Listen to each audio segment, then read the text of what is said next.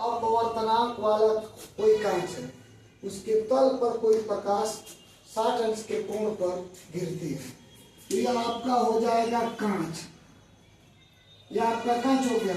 तो यह कांच आपका हो गया, तो कह रहा है कि 60 अंश के कोण पर गिरती है आपतित किरण, तो यह आपका आपतित किरण हो गया। इसको लिख देते हैं आपतित किरण। और यह आपका हो गया अविलंब। यह अविलंब हो गया।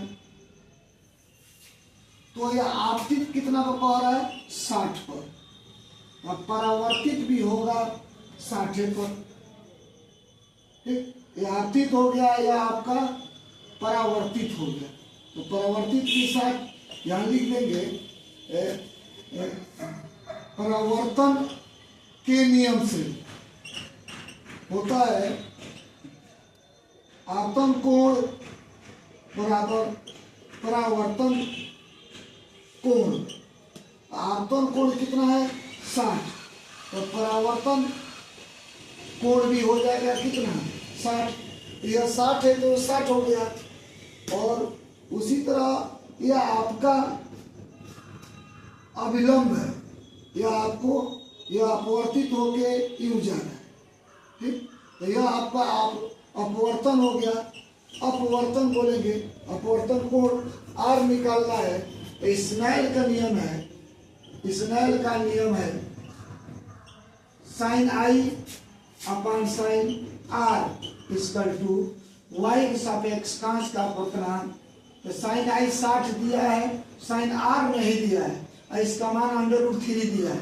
तो इसका मान होता है √3/2 और साइन आर इसका 2√3, इससे कैंसिल हो गया। तो 1/2 और साइन आर इक्वल टू 1। तो यह 1/2 यह उधर चला जाएगा तो साइन आर हो जाएगा। यह अब 1/2 साइन में मान होता है 30 अंश, तो इधर में लिख देंगे साइन आर, तो साइन से साइन कैंसिल हो गया, आर बराबर हो गया 30 अंश। तो यह आपका हो गया 30 डिग्री, यह 30 हो गया। आपसे पूछ रहा है अपवर्तन परावर्तन किरणों के बीच का कोण। तो परावर्तन यह है और अपवर्तन यह है।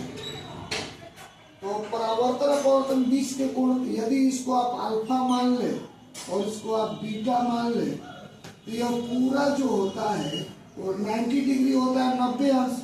तो हमें अल्फा चाहिए, अल्फा चाहिए, तो यह पूरा 90 अंश होता है, तो यह 60 है।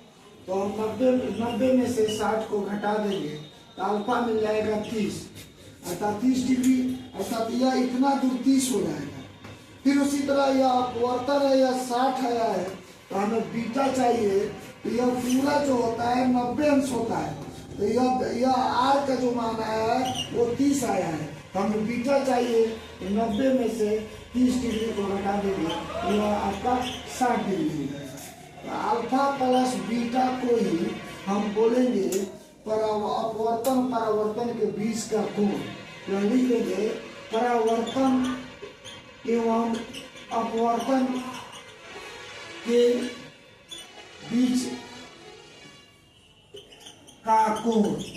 ऐसा क्वेश्चन पूछ रहा है, कह रहा है कि यह परावर्तन अपवर्तन के बीच के कोण यह पूरा बताइए। तो अल्फा आया है 30 और बीटा आया है 60। इस प्रकार यह परावर्तन अपवर्तन के बीच के कोण 90 डिग्री होगा। कितना हो गया? 90 डिग्री। फिर एक बार समझ लें, यह पूरा 90 होता है, तो यह 60 है, तो यह निश्चित है कि 30 होगा, और यह 30 है तो निश्चित है कि यह 60 होगा। तो यह परावर्तन है और यह अपवर्तन है। तो कह रहा परावर्तन अपवर्तन के बीच में, अर्थात यह इन दोनों कोणों को बताइए। इन दोनों कोण आ रहा है 90, क्योंकि 60 है तो 30 होगा, 30 है तो यह 60 होगा, और दोनों मिलकर 90 होगा। इस प्रकार ऑप्शन 20 है।